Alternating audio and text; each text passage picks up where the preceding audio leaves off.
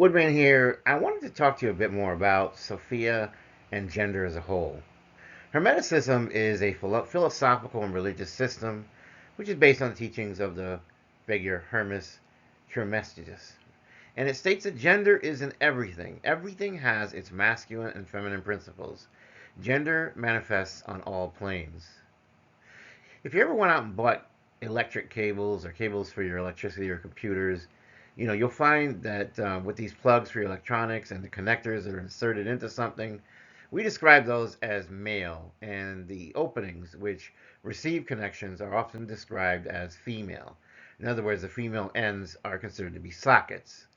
Whereas some authors use the term grammatical gender as a synonym of the noun class, others use different definitions for each. Many authors may prefer noun classes when none of the inflections in a language relate to sex or gender. According to one estimate, gender is used in approximately half of the world's languages. According to one definition, genders are classes of nouns which are reflected in the behavior of associated words throughout many languages. So now I want to come back to Sophia. So let's talk about Sophia as a reflection of gender. Sophia, often personified as wisdom, is a significant figure in various religions and philosophical traditions. Her depiction provides profound insights into the intersection of gender and spirituality. First off, we have Gnosticism. And of course, there's some who are not fans of Gnosticism, but we're going to talk about it anyway. In Gnostic traditions, Sophia is a central figure representing divine wisdom. She is often depicted as a feminine aspect of the divine, embodying a bridge between the earthly and spiritual realms. Her story, which includes a fall and redemption, reflects themes of transformation, transmutation, and enlightenment. Within Christianity, in Christian mysticism, Sophia is sometimes referred, and no, I'm talking about Christian mysticism. I'm not talking about regular Christianity, okay?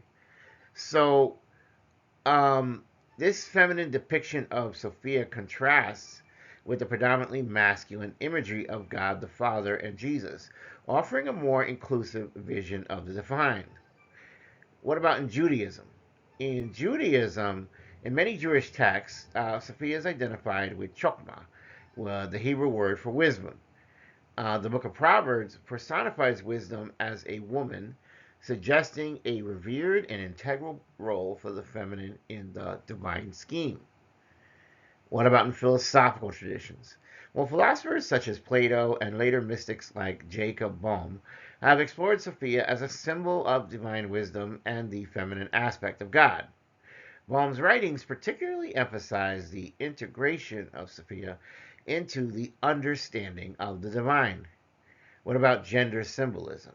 The portrayal of Sophia as feminine wisdom challenges traditional gender roles within spirituality. It offers a counter narrative to the male dominated religious paradigms, promoting a balance between masculine and feminine principles in the divine, and thus falling more in line with Hermeticism. What about Sophia in art and literature? Throughout history, Sophia has been depicted in art and literature as a wise and nurturing figure. These depictions can often emphasize her beauty, her wisdom, as well as her connection to the divine, reinforcing her as a role that is vital for empowering all people, but especially women. What about in modern spirituality? In contemporary spiritual movements, Sophia is embraced as a goddess of wisdom and a symbol of the sacred feminine. She represents an inclusive approach to spirituality that honors both masculine and feminine energies. What about Sophia in terms of any kind of um, womanist theology? Well, womanist theologies have reclaimed Sophia as a symbol of female empowerment and wisdom.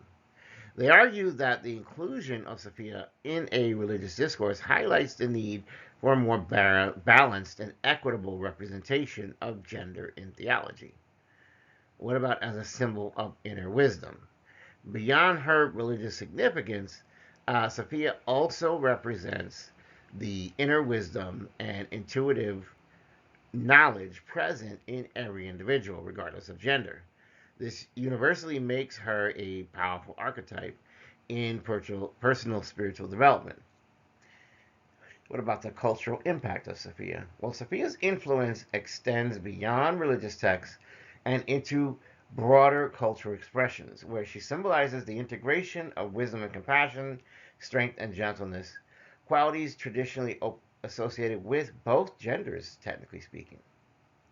What about Sophia and balance? Well, the duality of Sophia's representation, both as divine as well as transformed into human, wise as well as being nurturing, encourages a holistic view of gender, advocating for balance and harmony between masculine as well as feminine qualities.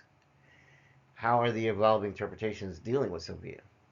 As society's understanding of gender evolves, so too does the interpretation of Sophia.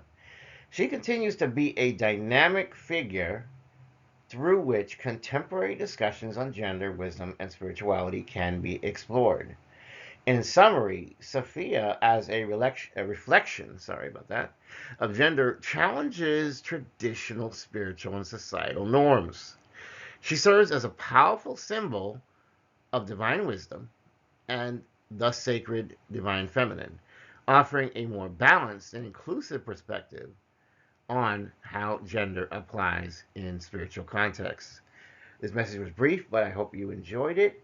If you're new here, you're welcome. This is a safe space. If you're returning, I appreciate you. You're what makes this channel. Please like, share, and subscribe. I love you. I love you. I love you. Have a wonderful and great day. Take care. Bye.